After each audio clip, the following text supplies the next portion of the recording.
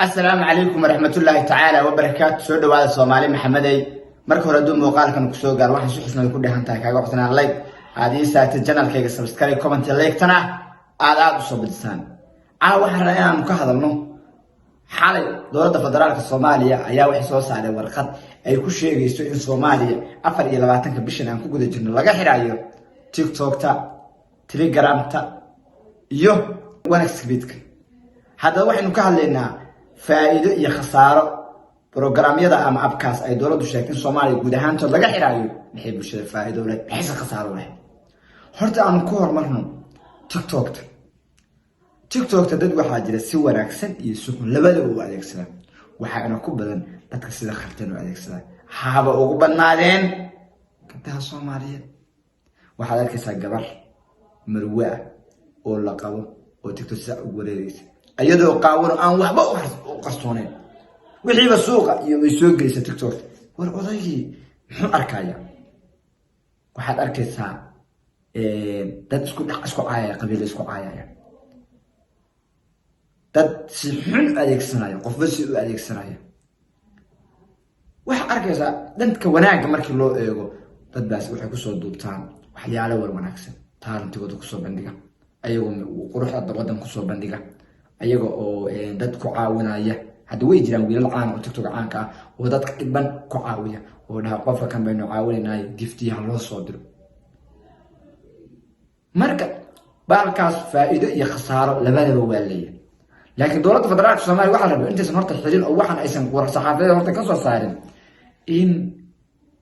ay taxliiliso ay markii hore ka digto ay tiraahdo way xiri karaan simbal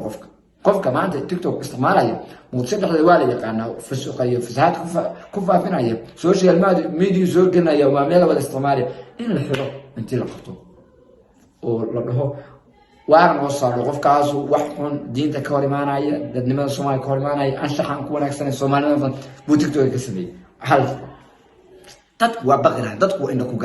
inda ku garaadlayaan dadku waa baqaan ma xishooda horta bahalka lagu jabay oo sida xun loogu jabay oo fusuqa iyo fasahaadka lagu soo gudbiyo waa bahalka lagu Telegram bahalkaas fusuq baan soo bandhiga dad wanaag uga faa'iideysan way jiraan waa casharo ku soo gudbiya aniga hadda waxay orda media wariyaashu waxay ku adeegsadaan muuqaalada isugu diraan ninbaa wuxuu leeyahay muuqaalka ay soo dir Telegram leedahay ku dhahay Telegram-ta muuqaalada lagu diro muuqaalada aan ka hadlayo yaan meel kale leeyahay aad waa muuqaalka daan oo duubayo kama karayaan in u diro muuqaalka saxdiisu hagaaji tayada ma dilo tayada ma xumeeyo waa lagu soo dirayaa sidiis oo nadiif ah baad kula digaysa laakiin WhatsApp ka diro lagu soo diro hadii kala xoogaa shucaa u ka geliyo anigu hadda marka waa isticmaalaa guruubyada xun oo qurunka iyo fasahaad iyo qashinka iyo wuxuushta iyo waxaan la arkin lagu soo bandhigo dumarka oo badan qurunka markay Telegram-ta soo dhigayo nin iyo naag markay wax sameynayaan labaduba ceebtaas waa ka dhaxaysa oo fusuq ay ku sameynayaan laakiin gabdhaha gabartii xishoodta lagu aqoon jiray dhaqankeed bal wadigeeda gabar keenaysa gabar oo waxay sameynaysaa halkaan kaba sheegi karo yaqsi iyo qurun baa ku dilay qurun tii muuqaal iska duubto warka badi kalka maxay idin ku badiyo horta intii muuqaal iska duubtay saaxiib hebel ma aragta qaawaka wada waa sidii lagu dhalay ma yijada xaga jeest halkan fiir saama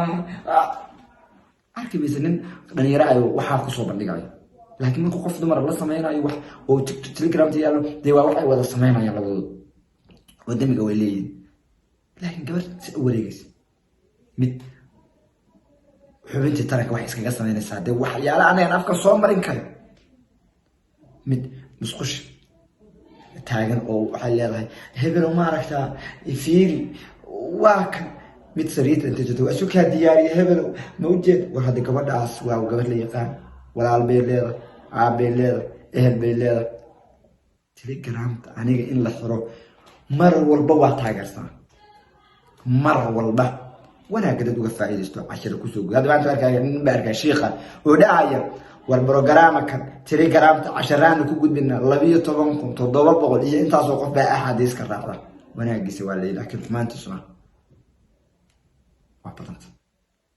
waa badan tahay. marka telegramta fusuq iyo waxa ka socda wax xun iyo waxaan sheegi karin iyo wax alla nacday iyo wax alla nacay iyo wax xun baa ka socda. kan saddexaad aan gudub oo tili wanas bidka horta waa wax khamaara wax fiican maaha waa wax maxaaga ani maanta waxaan joogay goob joog ah waxay ahayd dhowr bilood ka hor nin baa waxa uu soo dhacay bishaarkiisa 250 baa wuxuu dhigtay waxaas khamaarkaas wanas bidkaas sawa laga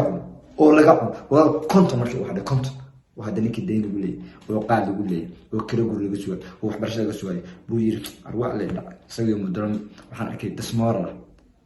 برتي بحر ماشي جوا يوم مش عارف صار عن كيلو ولا شيء بقول لي كنت كيس على كاش كقات كان خمارك أصلا ما فينا